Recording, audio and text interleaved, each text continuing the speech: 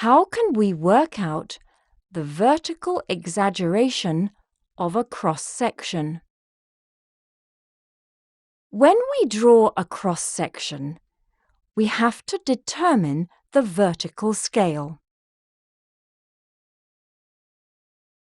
The variations of relief can be more clearly shown with an enlarged vertical scale. Vertical exaggeration shows the enlargement of the vertical variations of a cross-section. It is the ratio between vertical scale and the horizontal scale. To find the vertical exaggeration of a cross-section, we need to know the vertical scale first.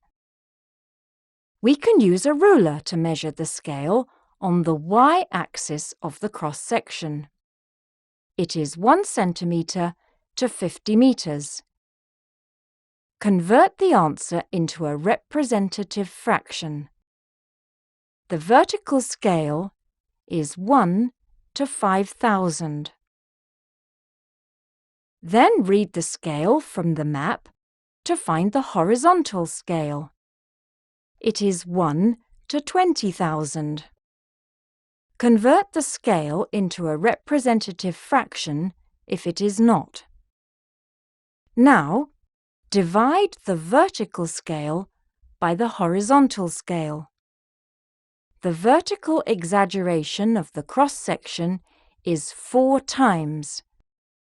This means the vertical variation of the cross-section is enlarged by 4 times.